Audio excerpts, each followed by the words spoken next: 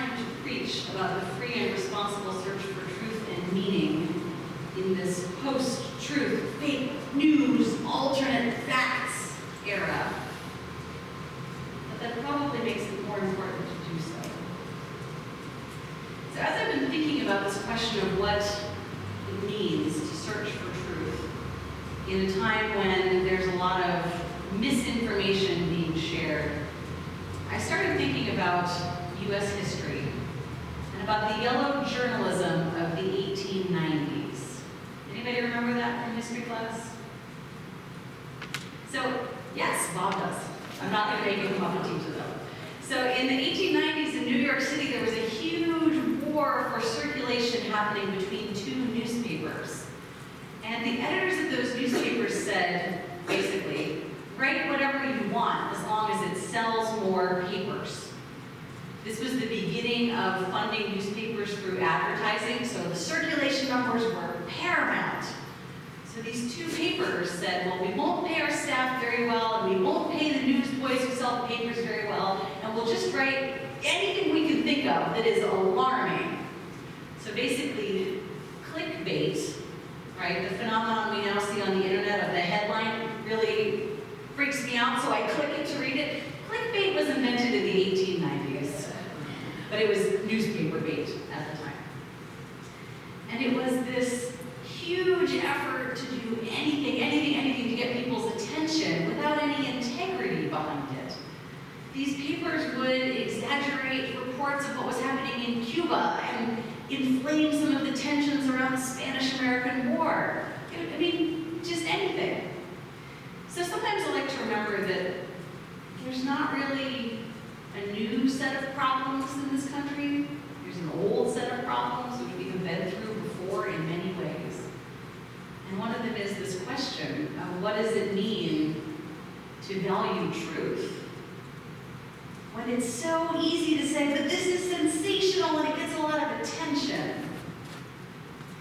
Now at the same time, there were other journalists who were known as muckrakers, and they were doing investigative journalism. These are people like the reporter Nellie Bly, who went undercover in a psychiatric hospital and uncovered the way that patients there were being treated.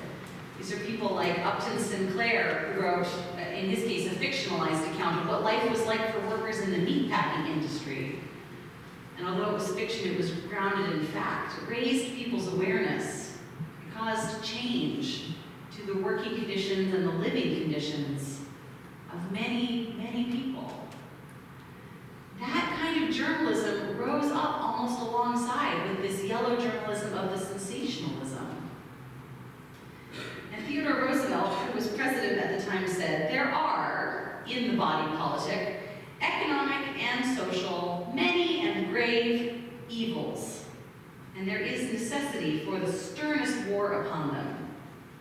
I hail as a benefactor every writer or speaker, every person who, on the platform or in book, magazine, or newspaper, with merciless severity, makes an attack on these evils, provided always that he in his turn remembers that the attack is of use only if it is absolutely truthful. Truthful. We've been talking about what it means to be responsible. To search for truth in a way that isn't just about making the biggest impact, but which is about paying attention to the way it affects our lives together. Staying to facts when we are reporting things where facts are available, and not just saying, well, I feel this so strongly, it's basically a fact. It is not. There are facts, there are feelings, there are opinions, there are ideas, there's our imagination. All these things are real, but they are not all the same. This is part of what our fourth principle reminds us of. We can search freely, but we must search responsibly. We can make meaning in many ways, but when we are talking about the events of the world, there are truths that can be shared and held in common.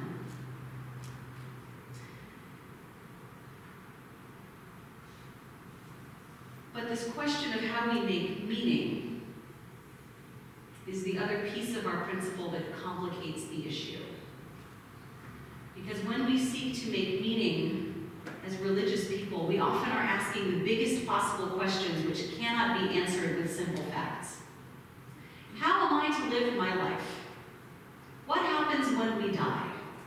What does it mean to do good in the world? I wish I could give you an investigative journalist who could answer all of those questions with authority and detail, and I cannot. This is part of our ongoing quest. So here, too, we are called to be responsible in the meaning that we make. Has anyone been watching The Good Place? A couple people. It's so good, you guys. It's so good. So The Good Place is a television show which just finished its run. It's 4 seasons long. The first 3 seasons are on Netflix, so if you wanted to get started, you could. And the 4th one, having just finished, will presumably be out next year. The Good Place is a show which is humorous and also is engaged with these deep philosophical questions. What does it mean to live? How do we live a good life? What happens to us when we die? How do we make meaning of all of these events? And that's about all I'm going to say, because I don't want to spoil it for the many of you who haven't seen any. But just to say, this is such a part of what it means to be human, that it's a sitcom on network television, as well as a central question for all the great religious traditions of the world. So I'll tell you a different story instead. The Reverend Kim Crawford Harvey, my colleague who serves at Arlington Street Church in Boston, spent the first few years of her ministry serving the meeting house in Provincetown, out on the end of Cape Cod. And she served there from 1985 to 1988. There was a large gay community in Provincetown at the time, there still is, and that community was hugely impacted by AIDS. So Kim was a brand new minister. She believed she had been called to serve this tiny little church. They told her there were 32 members. And she gets to Provincetown, and she's walking through town. She's going to pay a call on every single one of her 32 members, and she learned that 16 of them had died. And she began to get an inkling that this was not going to be like a quiet little country ministry the way she thought it was going to be. So this community began to grapple with the fact that so many people among them were mysteriously ill. They didn't have good facts about it. But what they knew was that these mostly young men were struggling to make meaning of their lives, knowing that their lives were going to end early. And that they had these questions. What does it mean to live a good life like this? What is going to happen to me after I die? Many of them had come from families or religious traditions that had talked about heaven and hell and had said that to be gay was a sin. And they would say to Kim, Kim, do you think I could go to heaven? Now Kim says she's a Buddhist. Her theology is not really concerned with ideas of heaven and afterlife the way it comes from a Christian tradition. And she said it didn't matter. What these men wanted to know was that they were loved, they were lovable, there was nothing wrong with them. She says, I used to crawl into bed next to them, the ones who couldn't even sit up anymore, and say, you were good. And whatever happens after you die, you will be held in love. She says she went to a minister's chapter meeting during this time, and she tried to speak to a little bit of what she was experiencing. And one of the other ministers in the chapter said, Kim, you know we don't believe in heaven. I can't believe you're preaching that garbage theology to people. And she said, I can't believe you'd say that to me. I am here to help other people make their meaning from their lives. I am here to help people feel loved and comforted in the midst of incredible struggle. I am here for us to sustain each other. I'm not here to judge how somebody else makes meaning. this story, and I just wanted to go back in time and be there with her and say, I think what you're doing is beautiful. I think sometimes in our history as Unitarian Universalists, we have fallen into the trap of caring only about the facts, which are important, but which cannot answer these biggest questions. If you refuse to make meaning out of anything but what you can see and weigh and measure, you cannot answer these biggest questions. You have to be open to other kinds of truth and other people's experiences. None of us knows for sure what will happen when we die.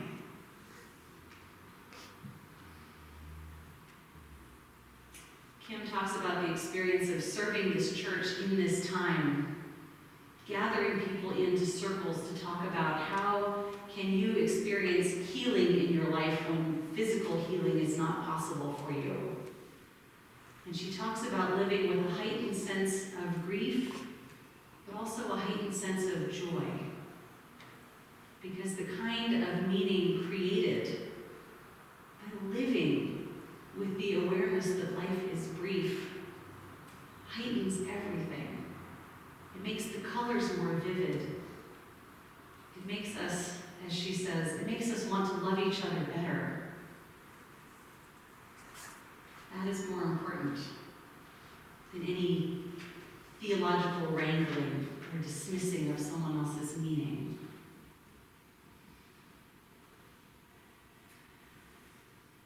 And sometimes that meaning comes to us without even knowing that it is coming.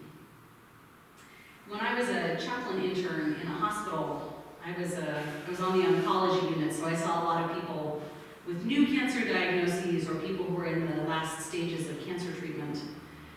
And I got assigned a patient who had a brand new diagnosis. He had about a year to live. He was a young father of 2 children. He was just a couple years older than me.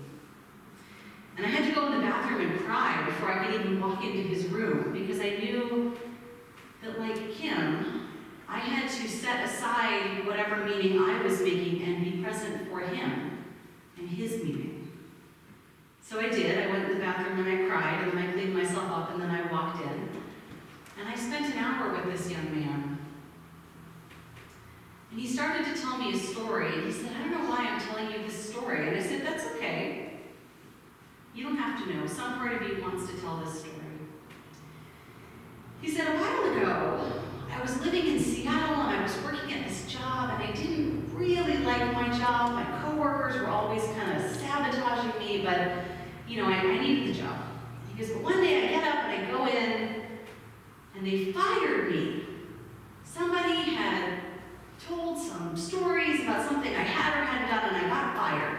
So I went home, back to my apartment, and I walked in, and my roommate said, oh, you have to move out. My girlfriend's gonna move in. And this patient I was with, his name wasn't on the lease, he was subletting from his friend. He said, ugh, fine. So he packs up all his stuff and he puts it in his car. And he had a blind date that evening. So he drove to the movie theater and he met up with this woman, and they went in and they're watching the movie, and she keeps checking her watch. And he thinks, yeah, this movie's not great. So he leans over and he says, I know, it's not a great movie. What if we give it just a little bit longer, and then we'll just leave and we'll go for ice cream? And she said, yeah, okay, let's give it 10 more minutes. So they sit there, and at 10 minutes, she looks at her watch, she is up, she is out. He can't even catch up to her. He's like, wow, I didn't think the movie was that bad. I didn't think I was that bad a date. But he's kind of chasing her out to the parking lot, and he gets out to the parking lot just in time to watch some strange people taking the last of his things out of his car. And the woman climbs into the truck with him, and they drive off. So my patient tells me, he says, I get to the car, and everything is gone. I have my wallet, I have my phone, I have my keys. They've left me like one pair of jeans. They've taken my computer, all my photography equipment. They've strangely left me like a Limp Bizkit CD, which was not mine. Like, how did that happen? He said, so I sat down in the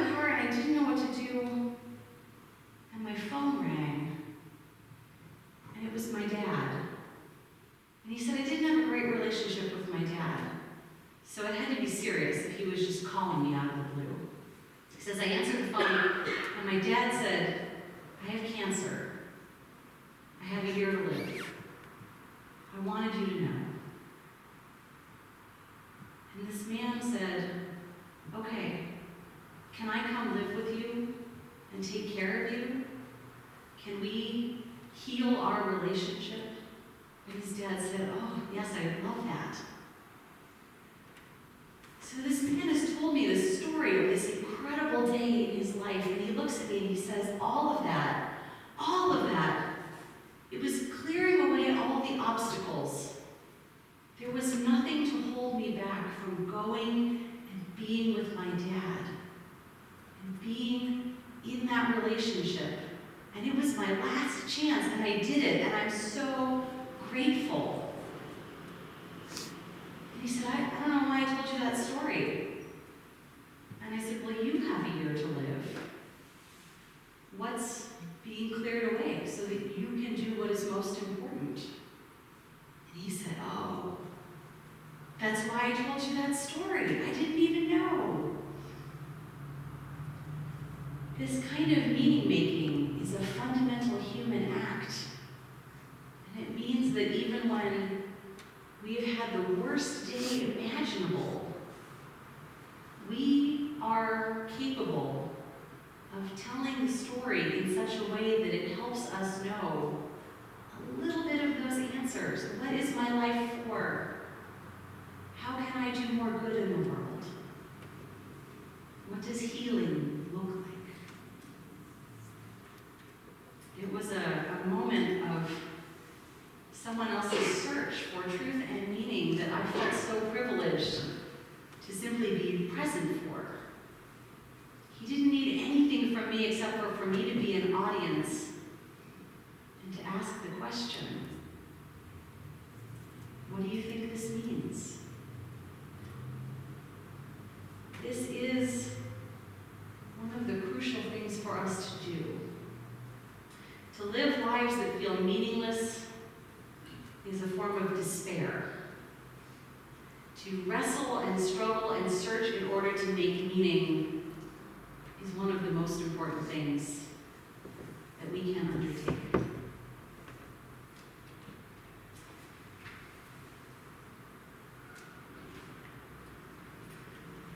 I want to say one more thing about truth, which I heard from the Reverend Sophia Betancourt at the fall conference I attended in November.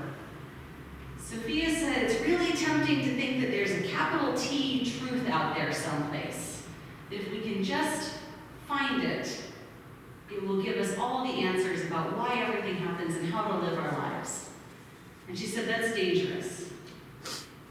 We don't want a single capital T truth. A lot of harm has been done in human history in the name of one group or another who believed they had the truth, and they didn't want to see it challenged or questioned by anybody. Sophia says one of the gifts of our tradition is not only that we value the search for truth, but that we value each other's truths and the meaning that we make of each of our lives. And I think in these times, as much as we are called to care about facts, we are also called to care about making space for the ways in which we make meaning of our lives.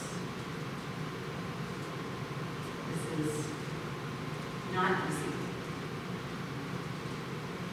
and it is a gift to the world that we undertake it individually and together.